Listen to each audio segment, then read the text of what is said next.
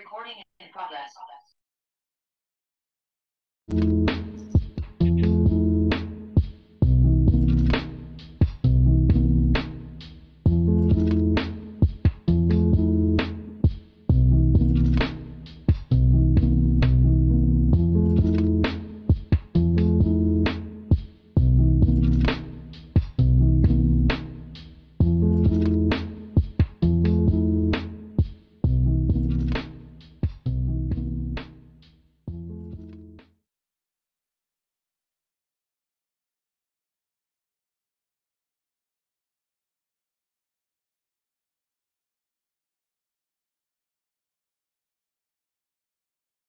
Buenas tardes, buenas noches para todos. Saludos de parte del Centro Giroscopio. Le damos la bienvenida a la profesora Alejandra Ríos Ramírez, igualmente de parte de CEDICE. Para nosotros es un honor contar con su presencia en el seminario Pensar lo que hacemos. Es una actividad que iniciamos el año pasado con mucho entusiasmo y a nuestro parecer con mucho éxito. Estamos muy satisfechos con la experiencia que hemos tenido con este seminario. Me gustaría recordar que el año pasado tuvimos la grata experiencia de contar con la participación de distinguidos conferencistas, Miguel Ángel Martínez Meucci, José Rafael Herrera, Marta de la Vega y Verónica Rodríguez Blanco. Hoy tenemos como invitada, como señalaba antes, a la profesora María Alejandra Ríos Ramírez, quien ha aceptado nuestra invitación en el comienzo de las actividades del seminario este año. Me permito entonces hacer una breve presentación de la profesora Alejandra Ríos, cuya conferencia se titula Interrogando la violencia. La profesora Alejandra Ríos es doctoranda en Ética y Democracia de la Universidad de Valencia, España, máster en Ética y Democracia por la misma universidad, con licenciatura y maestría en Filosofía de la Universidad de Antioquia, Colombia. Es profesora asociada del Departamento de Gobierno y Ciencias Políticas de la Universidad EAFIT. Está adscrita al Grupo de Investigación en Sociedad, Política e Historias Conectadas, con categoría A1 de Colciencias, y es una autora pues muy prolífica. Bastaría destacar algunas de sus últimas publicaciones, entre ellas Utopías and Dystopías, Between Violence and Seduction, publicada en Rethinking Democracy for Post-Utopian Wars, Alternative Political Projects After the Sovereign State, por la editorial Palgrave Macmillan. También Las Humanidades entre Crisis y Confusión en Humanismo en el siglo XXI, ¿Qué humanismo para qué sociedad?, de la editorial de la Universidad EAFIT 2022. Del mismo modo, De guerras heredadas y violencias legadas, reseña de las mujeres en la guerra, de Patricia Lara, en Revista Universidad de Antioquia. Igualmente, Rendición de cuentas y sociedad civil, control político en la era digital, publicada en Papel Político 2018, así como Democracia, control político y rendición de cuentas, el antecedente griego, publicado en Coherencia 2018. Entre sus intereses académicos e investigativos, la profesora se ocupa de ética, democracia, ideologías políticas, violencia y rendición de cuentas. Bueno, dicho esto, pues le damos la palabra a la profesora Alejandra Ríos para su presentación. Bueno, muchas gracias por la presentación, Omar. lo primero que quiero es agradecer a Victoria por su invitación a participar en este seminario organizado por CEDICE y por Giroscopio.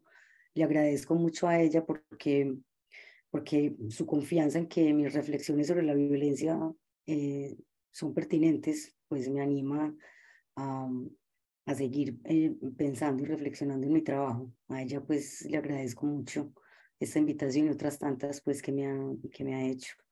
A los profesores Omar Astorga también y al profesor Gabriel les agradezco también mucho por la invitación, por haberla aceptado y por su diligente pues actitud para que en este momento pues podamos estar acá.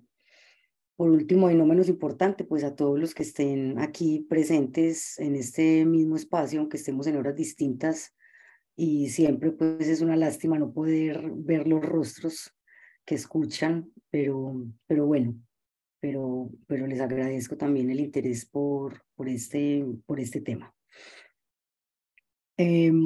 Yo para iniciar no quiero perder la oportunidad de resaltar la importancia del nombre del nombre que a manera de lema titula este seminario permanente de CEDICE y de Giroscopio y es pensar lo que hacemos. Si nosotros nos vamos al origen etimológico de la palabra lema, veremos que lema nos señala que se establece primero una premisa que guiará la reflexión posterior que habremos de abordar. Es decir, ese lema es una determinada premisa que como punto de partida orienta la discusión ulterior que vendrá. De ese modo, pensar lo que hacemos, que es una invitación arendtiana a pensar el mundo que nos acoge como hogar y ese mundo que configuramos con nuestras acciones, pues es muy pertinente para preguntarnos por qué hacemos cuando actuamos violentamente, porque podemos decir que hacemos violencia y actuamos violentamente contra otros, con otros, ante otros, y esa es una pregunta fundamental a la hora de pensar qué es lo que hacemos. Yo quiero remarcar una cosa antes de empezar la intervención, y es que mi campo de reflexión es el campo de la filosofía en general, en particular es el campo de la filosofía política y de la filosofía moral, y de allí pues que mi reflexión se ubique en ese campo. Eso no quiere decir que no se deba a la hora de pensar en la violencia recurrir a otras disciplinas o a otras lecturas de la violencia, porque creo que son muy enriquecedoras, pero yo declaro abiertamente, no pues porque haya que esconderlo, sino porque quiero que los escuchas y los espectadores sepan que mi campo de reflexión es la filosofía moral y en este caso, en el caso del tema que nos convoca, que es la violencia, es la ética.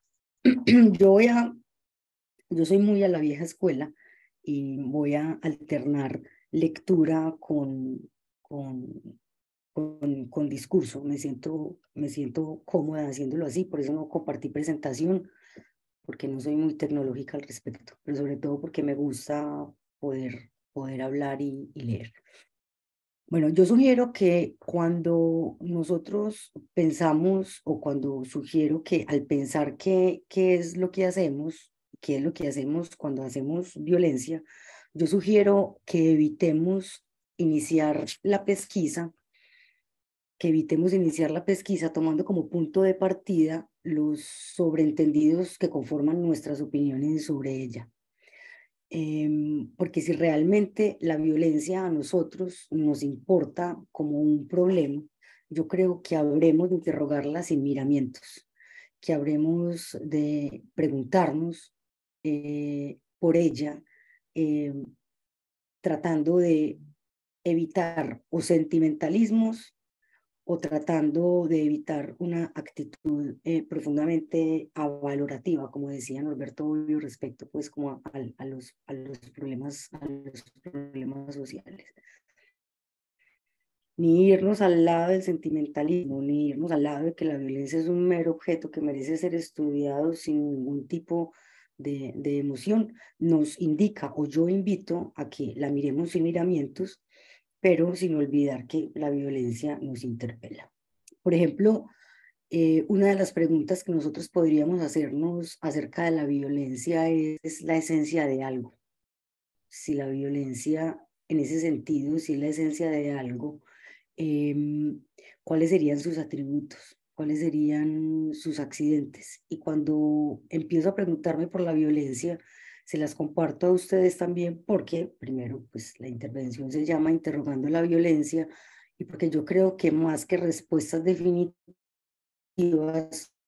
nosotros podemos aproximarnos a una respuesta sobre lo que la violencia pueda decirnos. Entonces, si la violencia es una esencia, y ello cabría también a interrogarnos por sus atributos, también incluso podríamos dudar de esa pregunta por la esencia que puede ser la violencia y preguntarnos si la violencia no es algo como un atributo de las acciones humanas o un atributo de los sujetos y que en ese sentido la violencia sea algo que ocurre en la relación entre los seres humanos.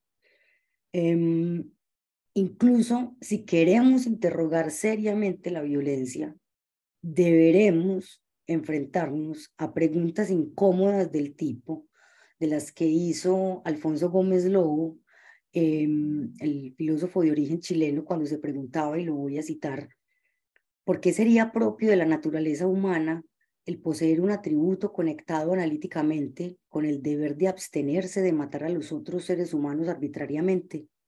¿Por qué no posee un atributo conectado con la licitud de la actividad contraria? Palabras más, palabras menos, lo que Gómez Lobo está intentando, por supuesto, desde una perspectiva aristotélica para quienes conozcan su trabajo, es que él está insistiendo en que no hay manera de afirmar válidamente que los seres humanos posean un atributo esencial que los haga actuar conforme a la virtud.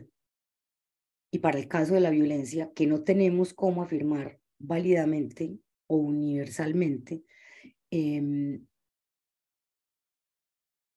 no existe una manera de afirmar universalmente que exista un atributo que nos haga actuar conforme a la demanda de no matar, de lo cual no se deriva que estemos autorizados a matar o que debamos matar.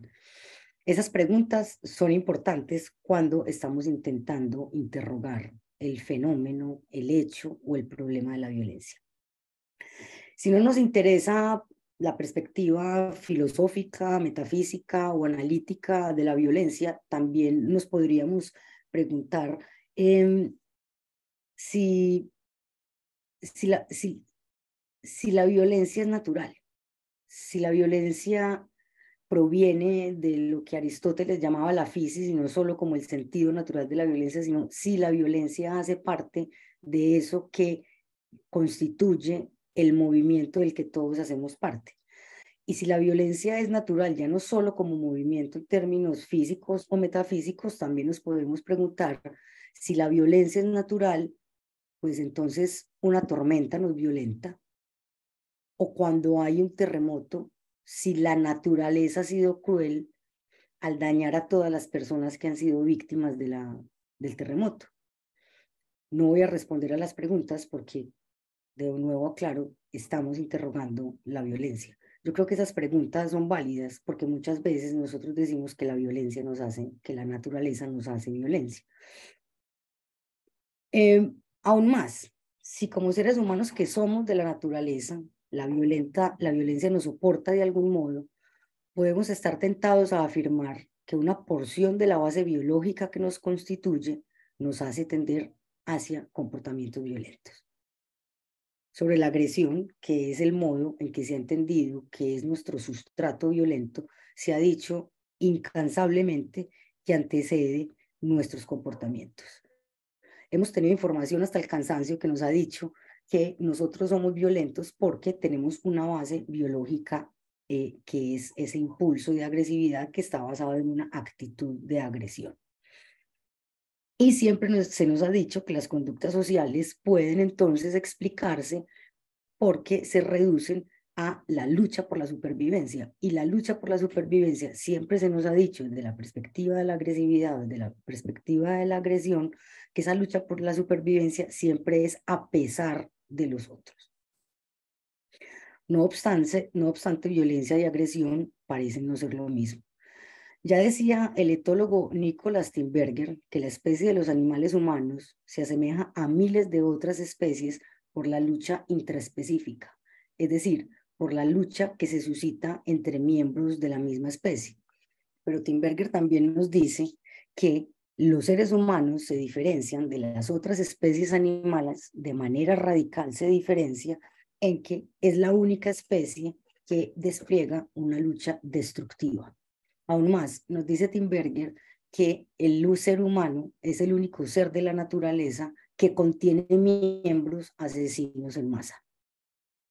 Por supuesto, él está hablando luego de los totalitarismos y está hablando luego del Holocausto y de todas las atrocidades pues, que se derivaron del totalitarismo nazi y del totalitarismo ruso.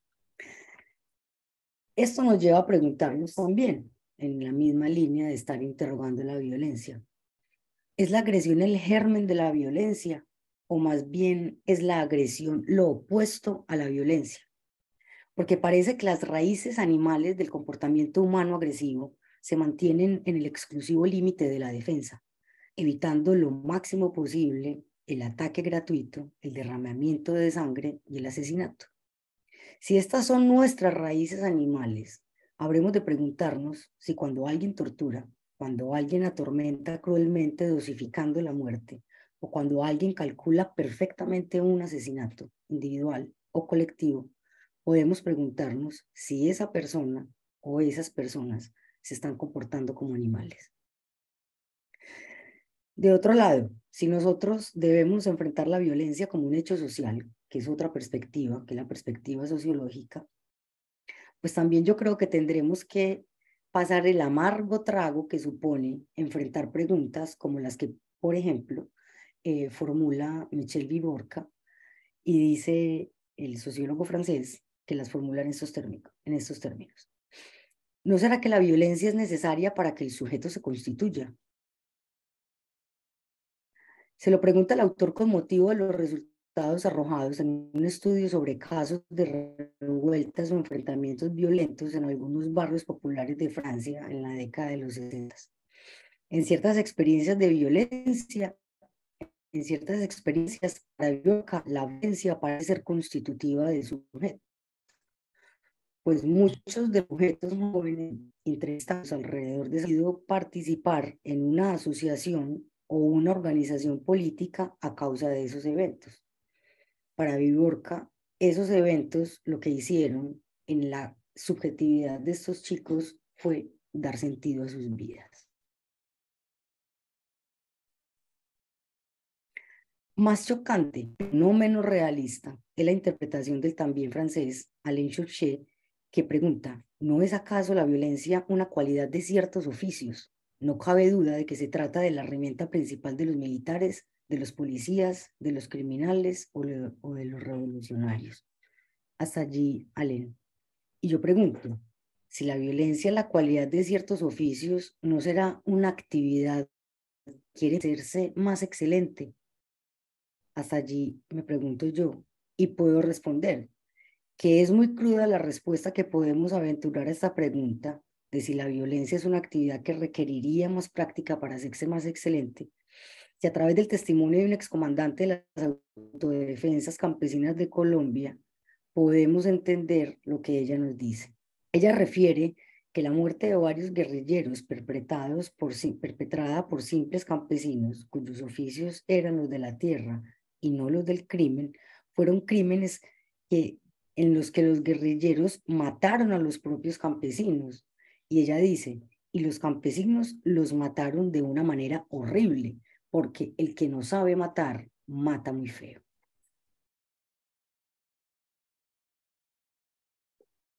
Con este ejemplo yo no pretendo ser ni incendiaria poco herir susceptibilidades. Lo que pretendo es hacer lo que antes he propuesto, interrogar a la violencia sin miramientos, es decir, no eludir lo que, al decir del filósofo chileno Jorge Millas, es el carácter tremebundo de la violencia. La violencia hace temblar, eso es indiscutible. Por ello, tenemos que enfrentarla con entereza, para quizá quitarle razones para su despliegue y su reproducción.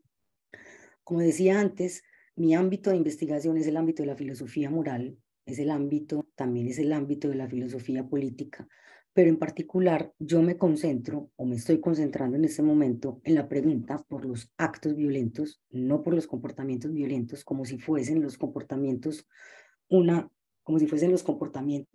violentos, una continuidad de nuestro sustrato animal o biológico.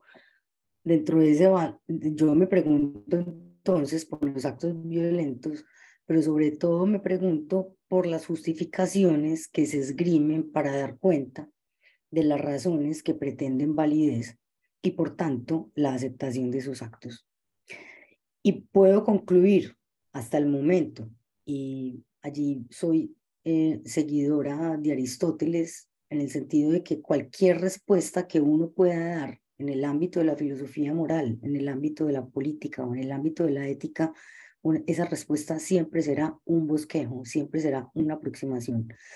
Yo estoy concluyendo que la violencia es algo que hace parte del ámbito de la moralidad, razón por la cual la violencia es un problema ético. Y si es un problema ético, entonces ya, luego de habernos interrogado desde varias perspectivas, yo trato de abordar el problema de la violencia desde la perspectiva ética, haciendo un ejercicio y es preguntándonos qué entendemos nosotros por ética.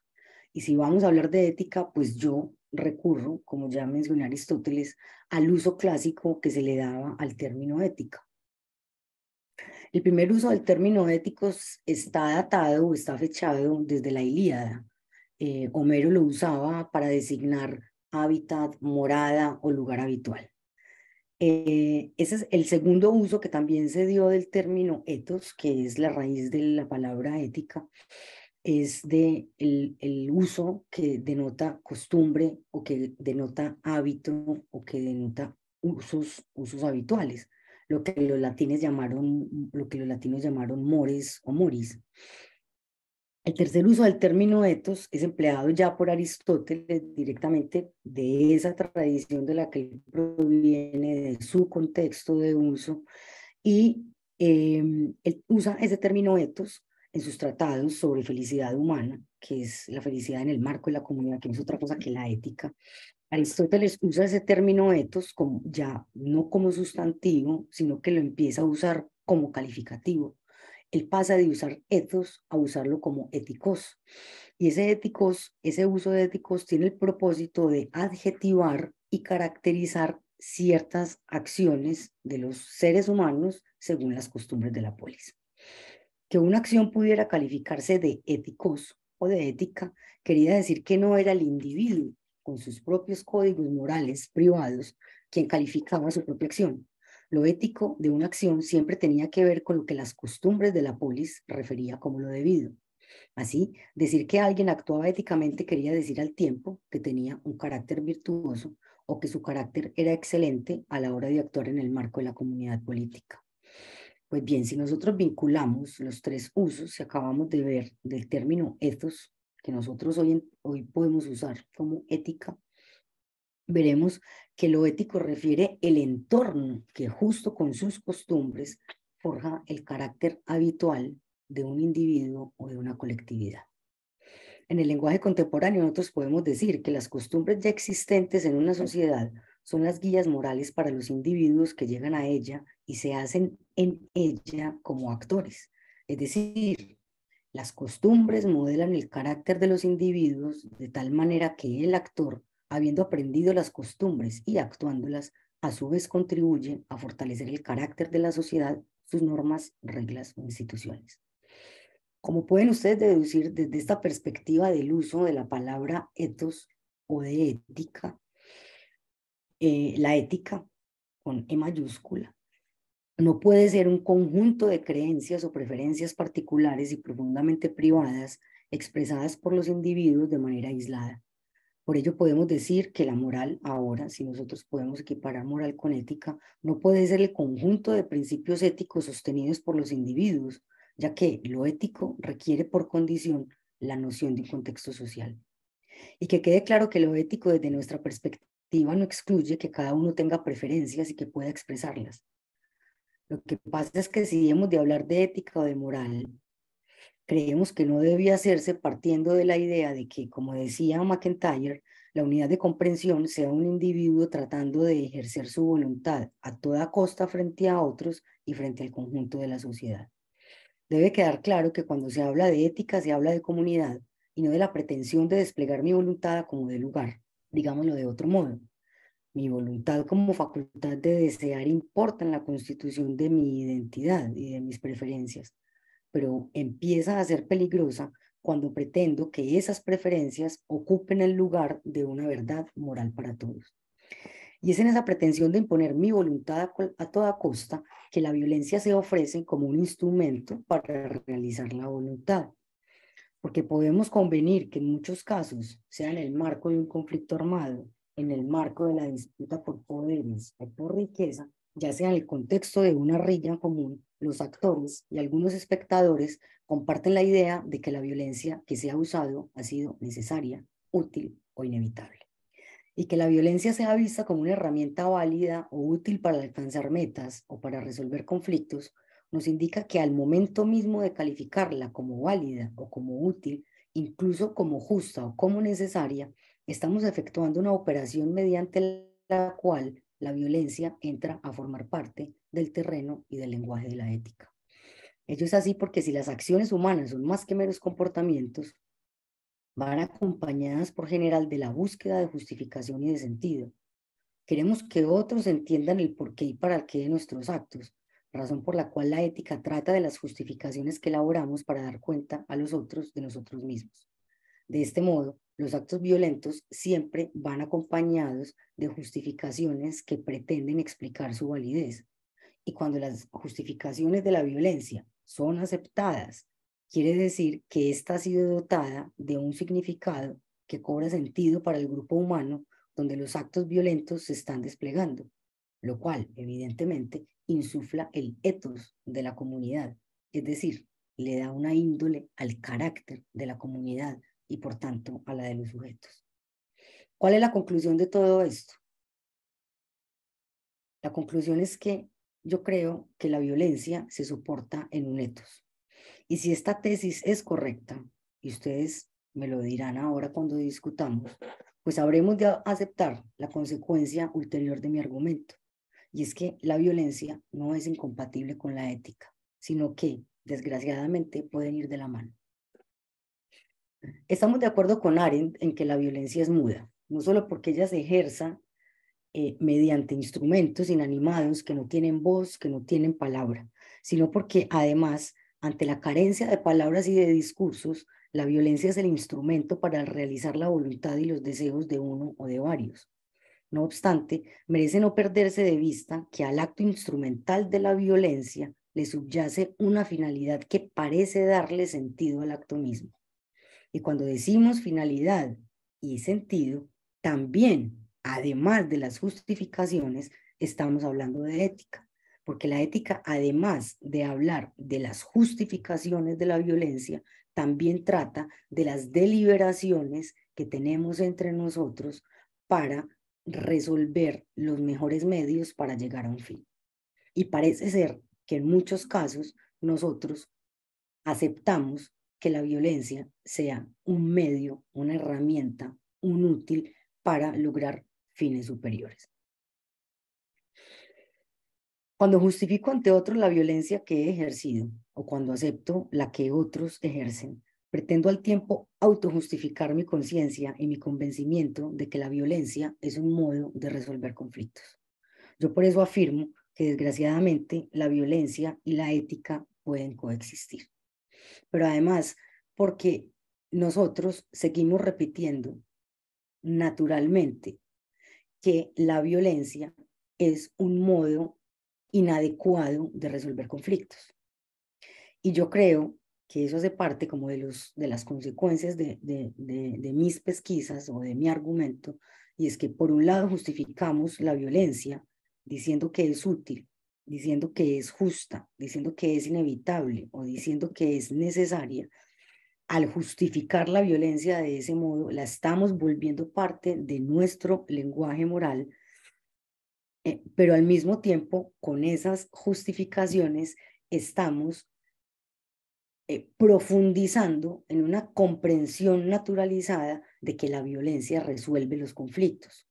Yo creo que la violencia no resuelve los conflictos. Yo creo que la violencia intenta eliminar los conflictos. Y en ese sentido, la violencia puede ser opuesto al conflicto, porque en los conflictos se reconoce al adversario, en el conflicto se reconoce al enemigo, en el conflicto se reconoce al antagonista. Con la violencia no solamente hay mudez en el acto, sino que ni siquiera hay un otro al que se pueda interpelar para resolver la tensión que está creando conflicto social.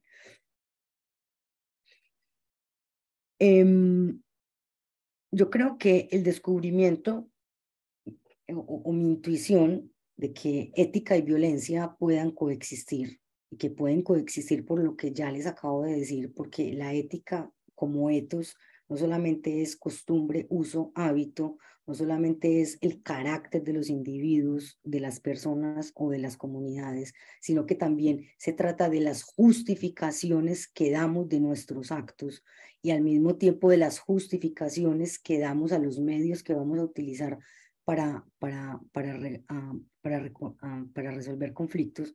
Yo creo que la existencia de la violencia, la intuición de que ética y violencia coexistan debe ser importante para pensar la violencia, porque ello no nos exime de que tal descubrimiento de esa coexistencia no nos exime de juzgar el problema de la violencia. Y ello por tres razones. Y con esto voy a terminar. La primera es porque si nosotros, como ya lo dije, seguimos repitiendo como un mantra de que la violencia es un modo inadecuado de resolver los conflictos, seguimos profundizando y ahondando y dándole fuerza a la idea de que la violencia resuelve algo. Puede ser que desde la perspectiva de la filosofía política la violencia se instale como la última ratio. Desde allí se ha visto la violencia desde muchas teorías políticas. Es el último recurso porque lo de antes no ha funcionado como estrategia. Vale, pero es un recurso que busca la dominación. La violencia busca la dominación. Puede ser que sea la primera ratio, cuando no se quiera simplemente hablar, conversar, llegar a acuerdos, llegar a acuerdos o llegar a negociaciones siquiera, pues esa primera ratio será el instrumento de los totalitarismos, por ejemplo, de las grandes dictaduras. Entonces, en ese caso, yo creo que como desde la teoría política se puede hablar de manera muy amplia de la violencia como dominación a través del ejercicio instrumental de la violencia sobre otros seres para acallarlos o para eliminarlos, lo que nos da la prueba de que la violencia no solamente es muda en su acto, sino que la violencia lo que intenta es eliminar lo que se nos aparece como un obstáculo a la pretensión de realizar proyectos individuales, colectivos, ideológicos o políticos. Eso ha sido un problema para la filosofía política. Pero desde la perspectiva ética yo creo que es importante poner en duda la idea de que la violencia resuelva conflictos, porque evidentemente no los resuelve, sino que los elimina. Y termina siendo la justificación del más fuerte el que pese de manera ética y generalizada. La segunda razón por la que es importante problematizar esa coexistencia de la violencia en términos como justificatorios es que la violencia no es necesaria. O sea, no podemos decir nosotros que la violencia es necesaria como lo naturalmente necesario. Si eso fuera así, todos recurriríamos a la violencia y no podríamos vivir sin ella para resolver. La prueba es No tengo que dar pruebas de que no vivimos cotidianamente en la violencia, aunque sea un fenómeno en sí mismo persistente. Y la otra razón es que creo que pensar la violencia como coexistente con la ética es importante, porque si nosotros dejamos de pensar la violencia como un fenómeno de la moralidad en el que están imbuidas nuestras justificaciones, en el que están imbuidas nuestras razones, en el que se ponen en juego nuestras comprensiones de la vida buena en comunidad o entre las comunidades, si nosotros dejamos de pensar la violencia desde esa perspectiva, van a ir ganando terreno en el estudio de la violencia, por ejemplo, aquellas posturas que creen que el problema de la violencia se resuelve estimulando comportamientos en los seres humanos que haga que la violencia se inhiba como si fuese solo un problema de agresividad. Yo creo que la agresividad puede ser una pista que nos dé a nosotros luces para comprender ciertos comportamientos, como ya lo dije en la primera parte, pero si nosotros más que comportarnos, actuamos, cuando actuamos, allí está concernido el sentido, el significado y sobre todo ese, si se quiere, ese escenario en el que nosotros ante otros, con otros y entre otros, y eso sí es muy arentiano, damos razones de nuestro acto o de nuestras acciones. Y si nosotros seguimos insistiendo en que es posible justificar la violencia como un modo de resolver conflictos, entonces vamos a profundizar en ese ethos que le subyace, que le subyace a la violencia. Porque yo creo que en los actos están concernidos los sentidos narrativos. Y cuando nosotros le damos sentido narrativamente mediante nuestras justificaciones a la violencia, pues el escenario está puesto para que la violencia siga arraigando y fortalezca ese ethos de la violencia. Por último, decía Aranguren que en la violencia estamos. Y yo creo que es cierto y que la violencia desde una perspectiva filosófica puede concluirse de una perspectiva filosófica que en la violencia estamos, que es un fenómeno persistente que se niega a desaparecer solo por ir hace más de 2500 años, leer la Ilíada a veces puede ser traumático, incluso por las descripciones de cómo se asesinan en la batalla, o sea, las descripciones son violentas, o sea, nosotros estamos en la violencia. Pero la pregunta no obstante es si nosotros con nuestro carácter individual y colectivo, si con nuestras justificaciones queremos mantener ese locus de la violencia, que finalmente es el ethos que la va a propagar y va a hacer que se reproduzca incansablemente. Muchas gracias. Esa era mi contribución a la pregunta por la violencia.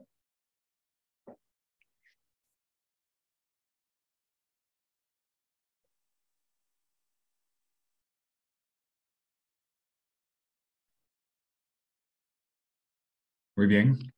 Muchísimas gracias, Alejandra, por tu excelente exposición.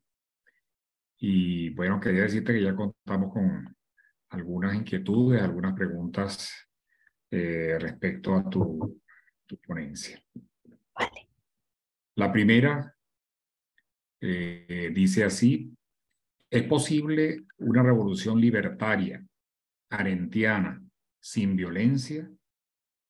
Esto lleva a interrogar lo siguiente: ¿hemos de condenar éticamente la violencia de aquellas revoluciones que condujeron o al menos aspiraron a una mayor libertad para todos? Podríamos ir una por una, ¿no? Si te parece. Vale. Ya Entonces, mismo, ya, una por una, vale. Pues yo creo que quienes hemos trabajado a Arendt siempre quedamos más perplejos que con un manual como con un manual de respuestas ante la pregunta ¿qué hacer?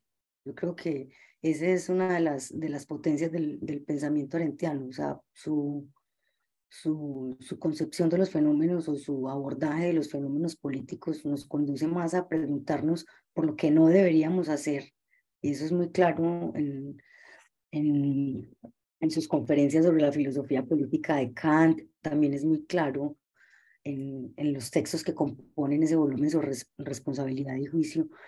Y yo creo que ahí quien tenga una pregunta sentida por la posibilidad de la validez de una revolución libertaria desde la perspectiva arendtiana, se tendría que leer sobre la revolución, ¿cierto? Ya los que han leído a Arendt y los que conocen a Arendt saben que ella en Sobre la Revolución lo que hace es comparar la Revolución Francesa con la Revolución Americana, y ella es muy crítica incluso respecto a la noción de revolución.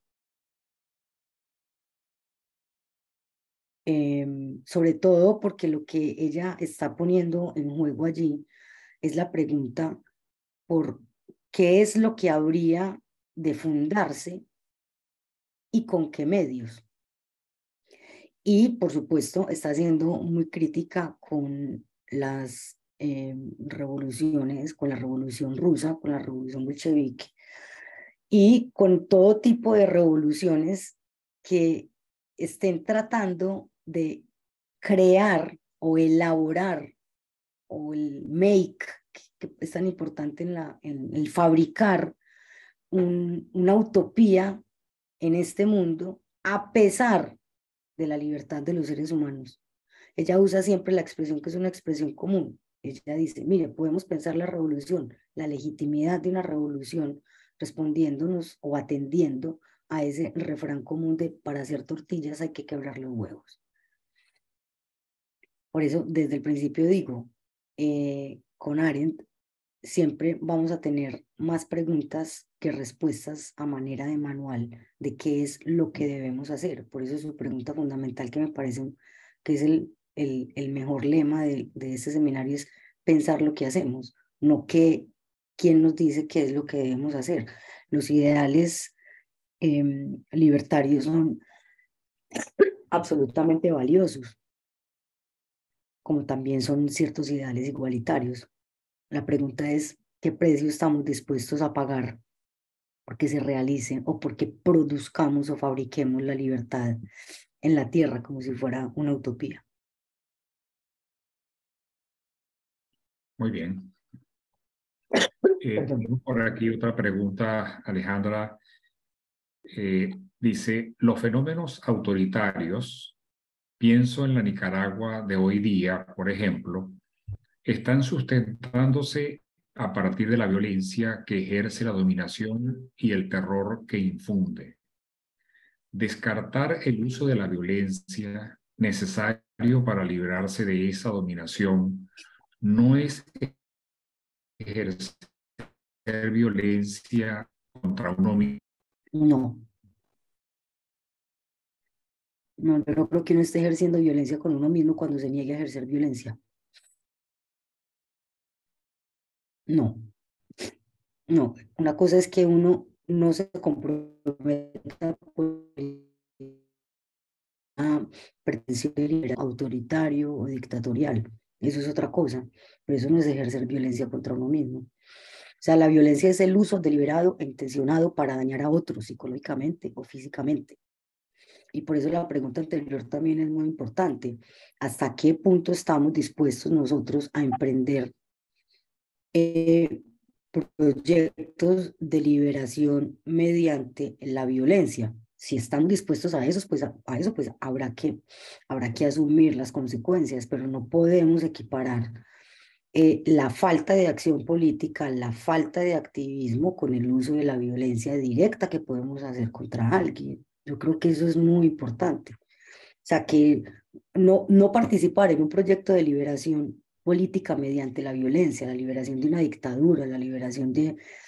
Eso es negarse a participar políticamente, pero eso no es hacerse violencia, eso es póngale el nombre que quiera, miedo, comodidad, cobardía, póngale el miedo, la palabra que quiera, pero eso no es hacerse violencia en uno mismo, eso no se puede confundir. Muy bien. Otra pregunta. Dice, me pregunto si la justificación ética de la violencia no implica, a su vez, una autoexcepción, es decir, ¿la puedo justificar siempre que no sea contra mí? Mire, No es esta una trampa ética en el sentido en el que, por ejemplo, vale para todos menos para mí o para los cercanos? miren, hay un texto muy bonito de Antonio Campiño que se llama 10 tesis sobre la violencia. Y una de sus tesis es que la violencia siempre es santa. Y uno se queda como que la violencia siempre es santa, sí. Lo que él está diciendo es que la violencia del lado del que la perpetra siempre es santa e inocente. Tiene que ver con la pregunta que me están haciendo. Porque la violencia que uno usa siempre está, necesita ser justificable para poder, para poder uno, para poder darle sentido al daño que uno ha hecho. Entonces, él dice, nunca, o por lo general, cuando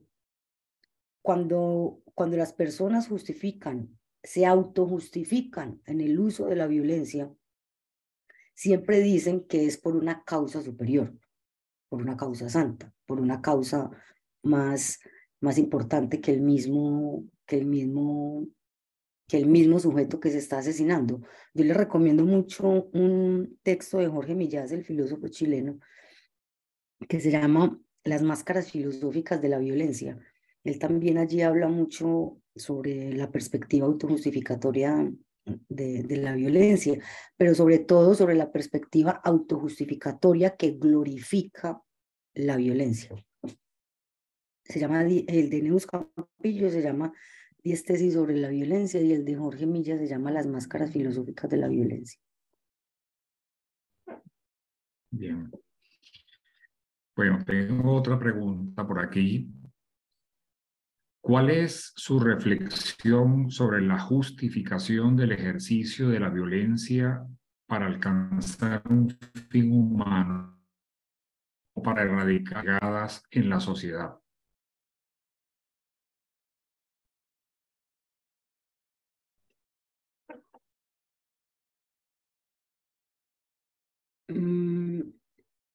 Miren, yo creo que hay una violencia que es profundamente legítima. Yo creo que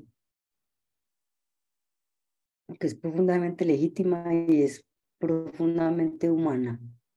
Y la violencia de la autodefensa inmediata. O sea, quien no se defiende de manera automática es, puede sonar chocante, pero es menos que un animal, porque quien no tiene en sí el instinto de supervivencia inmediato, no es ni siquiera alguien que sea cobarde o alguien que no sea capaz, a quien no reacciona instintivamente para proteger su vida,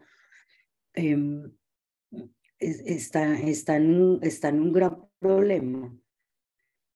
Yo creo que esa defensa inmediata de la supervivencia es profundamente necesaria, la supervivencia individual, para la supervivencia de la especie, si se quiere. Pero si estamos interrogando la violencia desde una perspectiva ética, que siempre va a tener que ser vinculada con la perspectiva política, el escucha que hace la pregunta sobre el fin último o sobre el fin superior, se está haciendo una pregunta ético-política. Porque ustedes recordarán que Aristóteles dirá que el ámbito de la ética es el ámbito de la deliberación, es el ámbito donde nosotros como seres humanos podemos discutir sobre lo que puede ser de otro modo, el ámbito de lo natural, de lo metafísico, el ámbito de los astros, el ámbito de las verdades lógicas, el ámbito donde nosotros podamos ni opinar, ni buscar ni buscar una razón. En ese ámbito nosotros no tenemos nada que decir, o sea, nosotros no tenemos que opinar nada sobre el movimiento de los astros, nosotros no tenemos que opinar nada sobre el movimiento de un rey, nosotros solo podemos opinar, deliberar e investigar sobre lo que nos concierne como seres humanos, es decir, sobre los medios para alcanzar el fin, que en la perspectiva aristotélica es la eudaimonía, es decir, la felicidad, no el placer, no el bienestar individual, no el simple contento animal, la felicidad como comunidad política. Ese es el ámbito de la ética, ese es el ámbito de la deliberación. Ahora, la pregunta política que me están planteando aquí es si existe un fin superior o un fin santo, sagrado, que merezca el uso de la violencia. ¿Qué violencia? La violencia que un solo individuo puede ejercer contra la injusticia del mundo. Porque cuando usted ya se arma, 1, 2, 3, 4, 5, 500, 1000, 5000 combatientes, ya no estamos hablando de una violencia espontánea, ya no estamos hablando de una violencia eh, de la autodefensa, ya no estamos hablando de una maquinaria de oficio que necesita práctica para matar a otros. Por eso es que la violencia es compatible con la ética, es decir, con las actividades, con las prácticas. Por eso es que la violencia ha llegado a ser un oficio. Pero y por eso tenemos que seguirla pensando, pero sobre todo creo yo que tenemos que poner en duda que exista un lugar donde podamos encontrar la verdad que nos revele el fin último, universal, transhistórico, único e inamovible, al que debemos aspirar y por el que debemos asesinar. Yo no me atrevo a decir que sí. Bien. Tenemos otra pregunta por aquí. Colombia es un país en el que la violencia es un fenómeno cotidiano. ¿En qué medida le ha tocado a usted o cómo le ha afectado en el plano personal? Por otra parte, la idea de erradicar la violencia y la necesidad de establecer una política pacifista resultan difíciles de implementar. ¿Qué deberíamos hacer para incentivar una política de paz?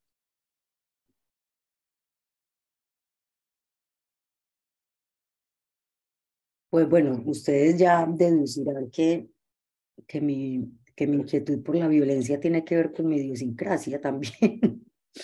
O sea, soy colombiana de nacimiento, nací en los años 70, en Medellín, viví mi adolescencia en los años 90, que según los estudios de la violencia fue el año más feroz y atroz de la violencia en Colombia. Hay un libro muy bueno de María Elvira Arango que se llama 1989. Pues definitivamente, pues mi pregunta por la violencia tiene un carácter idiosincrásico, pero mi reflexión filosófica sobre ella hace que me tenga que alejar de ella. Yo no creo que la violencia sea la marca de nacimiento de los colombianos. Yo no creo que los colombianos seamos sui generis en la violencia, no sino que nos vayamos a ver la Primera y la Segunda Guerra Mundial, que nos vayamos a ver los conflictos y la violencia de El Salvador, la violencia en muchos lugares, los genocidios en Yugoslavia. O sea, si algo he aprendido yo estudiando la violencia, es que la violencia en Colombia mm, no es solo nuestra. Y eso no hace que me consuele, pero eso hace que me sienta menos proclive a decir que es una marca de nuestro nacimiento, que los colombianos somos violentos por naturaleza, como durante mucho tiempo se dijo.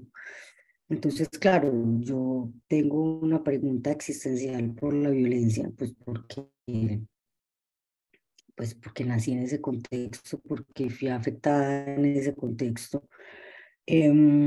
Y que se entienda que cuando yo interrogo la violencia de esta manera y cuando estoy de algún modo invitando a restarle justificaciones, no estoy sugiriendo una política pacifista tampoco. Yo no estoy, porque yo no creo que lo opuesto a la violencia sea la paz. Yo creo que lo opuesto a la violencia es un conflicto bien manejado. Yo creo que el mundo social, el mundo político no puede eludir el conflicto. Ahora, yo no creo que el conflicto siempre tenga que derivar en resoluciones violentas. Ese es nuestro gran problema.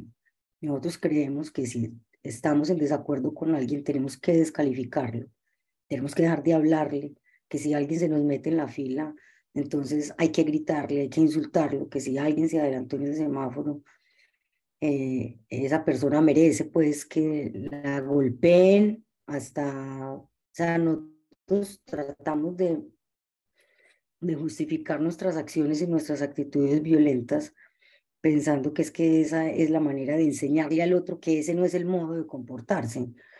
Eh, y yo no creo que una actitud pacifista sea el desconocimiento del conflicto. Yo creo que si hemos de hablar de una actitud pacifista, tiene que ser bajo el reconocimiento de que el conflicto es una realidad de nuestra coexistencia humana. Tampoco creo que la violencia se pueda erradicar, porque siempre van a existir ideologías políticas, concepciones éticas que creen que el uso de la violencia es santo y está justificado de su parte y no de la otra. Lo que yo estoy diciendo es, bueno, entonces, ¿cómo le restamos razones a a la violencia para que no se propague más a través de nuestras propias decisiones, que no sea por nuestra acción que la violencia se propague? Muy bien. Bueno, Alejandra, por aquí tenemos otra pregunta. Históricamente se conoce que los conflictos violentos más agudos que conducen a las guerras más atroces en algún momento terminan en un cese de hostilidades, un periodo de negociación y un acuerdo de paz. ¿Concibe usted al ser humano capaz de evitar una guerra, comenzando por lo que siempre es su final? La paz, su final es la paz, el acuerdo de paz. Exacto, de acuerdo, sí. Ujú.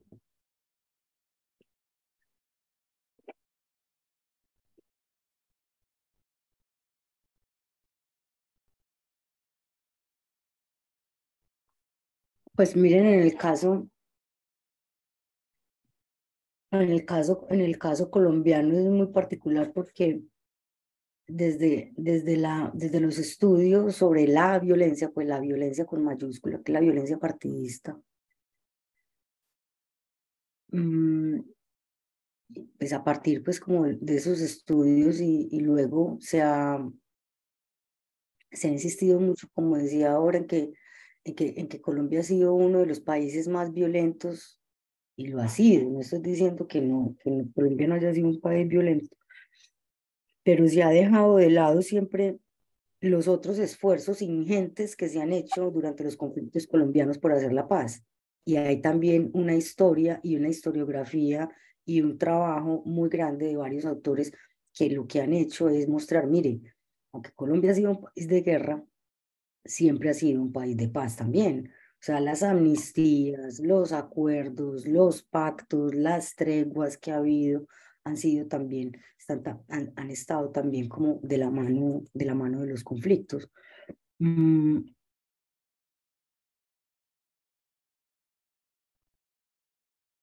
yo creo que los acuerdos, o sea, nosotros, la pregunta ética por la violencia tiene que ver, como les he venido diciendo, con el carácter colectivo, con el carácter comunitario que nos ha hecho a nosotros constituir nuestra personalidad alrededor de la resolución violenta de conflictos, que nos ha dicho desde pequeños que ese ladrón se merecía que lo lincharan, que nos ha dicho que cuando una mujer le es infiel a su marido, pues se mereció la golpiza que le dieron, o que el hombre que el hombre se merece la golpiza que le dio la mujer. Ahí es cuando yo hablo del carácter ético, porque es ese sustrato cotidiano familiar, comunitario, social, que nos está diciendo todo el tiempo, es que tiene razón, o sea, es que esa es la manera en que va a aprender a no hacer algo, o simplemente cuando se le enseña a los hijos a través de los golpes a que no haga algo. Bueno, eso es ese es el sustrato que soporta que luego, cuando haya conflictos sociales, las personas nos sumemos a la justificación de la violencia de ciertos actores sociales y nos sumemos a las justificaciones de que ciertos grupos humanos merecen ser desterrados de la sociedad, de la tierra, del mundo, porque ellos son los que no están en lo correcto. Entonces la pregunta me parece interesante porque la ruta que usted hace, quien ha preguntado, conflictos violentos, guerras atroces, acuerdos, es muy interesante porque la pregunta no es si el final de la guerra o si la finalidad de la guerra es la paz, como si se preguntan muchos teóricos políticos, la finalidad de la guerra es la paz, lógica perversa, sino más bien si nosotros mismos como sociedad, como individuos, podemos ir pensando, y de hecho lo hacemos, es que estaríamos peor si nosotros mismos no nos resistiéramos a la violencia. Si podemos ir pensando que no solo como sujetos individuales, sino como actores sociales, que podemos hacer presión política, exigimos acuerdos antes que despliegue de guerra y de matanza. Claro que el acuerdo puede ser la exigencia cívico-política que nosotros podemos dirigir a quienes políticamente tienen la fuerza de ejercer la fuerza a través de las armas. No sé si me fui muy lejos de la pregunta que me hicieron o no respondí. Bueno, ya para ir terminando, Alejandra, la profesora Victoria Tenreiro quiere hacerte no una pregunta, sino un comentario. Adelante, Victoria, creo que tienes el micrófono a Sí, sí, disposición. sí, ¿me escuchan? Sí, Sí. vale. No, yo simplemente quería, pues, aprovechando que estamos como llegando al final, eh, agradecerle a Alejandra, sobre todo el inicio de por supuesto, toda su participación, pero creo que de alguna manera quería decirle que toda esta idea inicial de hacernos pensar a través de la interrogación, creo que ha sido como, bueno, yo creo que lo muestran un poco las preguntas, ¿no? Y yo creo que es muy relevante porque al fin y al cabo el pensar tiene que ver con salir como de nuestras habitualidades, digámoslo así, ¿no? Y creo que de alguna manera con tu intervención pues nos has llevado hasta allí y quería pues agradecerlo y felicitarte por eso.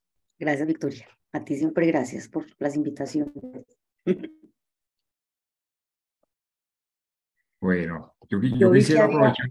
Vale. Sí. No, vi que había una pregunta sobre la banalidad del mal. Ah, era Pero... justamente la que sí, aparece allí, efectivamente. La puedes leer, ¿no? O te la leo. Pero sí, léemela que ya no sé Dice, abrirla. ¿cómo interpreta la idea de la banalidad del mal de Hannah Arendt en relación con la violencia? Caso Eichmann, por ejemplo. Mire, eso para mí siempre ha sido, por ejemplo, yo estoy trabajando en la violencia y siempre le he huido al problema del mal, porque, pero pues va a tener que enfrentarlo, pues, y lo he enfrentado en mis lecturas, pero no en la formulación de mi tesis todavía. Pero, por qué lo eludo? Porque eso es otro problema. Ese es otro problema. O sea, si uno quiere, uno puede vincular y decir que la violencia es el mal. En el caso de Arendt, yo creo que uno para leer bien a Arendt y para no trivializar su pensamiento, debe tener claro que Arendt no escribió una teoría ni hizo una doctrina sobre la banalidad del mal. Ella lo que hizo fue una observación de ese sujeto llamado Eichmann, que le suscitó una reflexión que formuló diciendo la banalidad del mal en ese ser humano. Entonces, con Arendt uno no encuentra una doctrina, después de ella sí ha habido muchos intérpretes que lo han hecho y lo han hecho muy bien, pero lo primero es que Arendt no formuló una teoría, no formuló una doctrina sobre la banalidad del mal. Eso fue una consecuencia de su reflexión al ver ese fanfarrón, como ella lo llamaba, ese payaso que no tenía otras herramientas distintas para responder a las acusaciones que lo que ella llamaba como los lugares comunes de yo obedecí porque me lo pidieron, yo no estaba haciendo daño, o la fanfarronería de decir que sin él no hubiera sido posible haber asesinado a los traidores del Reich. Entonces,